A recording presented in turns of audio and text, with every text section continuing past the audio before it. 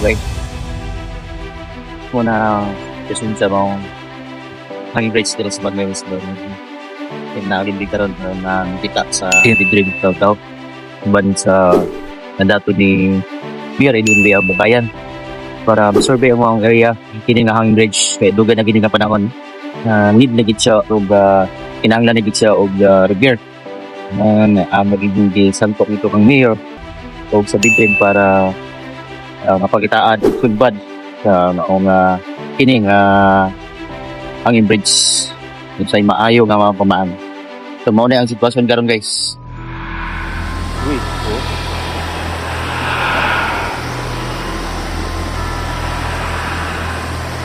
Ang mga dos food guys. Dari gito. Gipang tayo na. Gamay na lang nabilin kung sa gidugayon na kayo.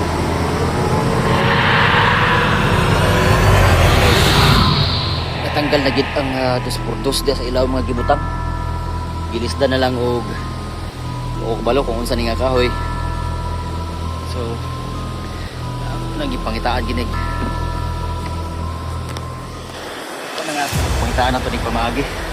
Unsay plano ani sa executive taw sa Bidrim ban sa konseho sa Barangay Bastilorong.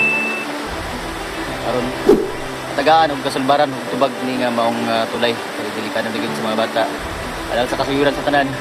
Ang kini nga tulay mo na agianan sa mga bata o estudyante gikan sa unom ka mga sityo dito sa unahan. Uni nga especially kung mga bata walay mga motor kay di tanan naay motor. Kung tong naay mga motor dito sila pikas agi pero mutabok yapon sila og sapa. So, during sa rainy season or ting-ulan, especially kung kusog ang ulan dito sa ibabaw, dili gihapon sila katabok. Mao ni ang option dire para makatabok ang tao pagbaklay sila padulong dito sa ilahang mga sityo o sa ilahang mga paulian. Unang karon lawa hopefully dili ato ang pagita og pamaagi aron matpangitaan nato og sulbad ning maong problema og madamlag basin matubag kini ato ang gidangop dito kanila uban sa ato ang mga barangay council headed by sa Attorney na Ilubuan ug kini yung alagad kuning amo gid gianhidri uban ang Bidrim gi-survey kung unsay maayo nga pamaagi nimo. So atangin ninyo guys ang maong update sa sunod nga higayon kung unsay mga update ani nga tulay. Daghang salamat. God bless everyone. Oh, gabok. Gabok na kayo. Sigilid. Woo!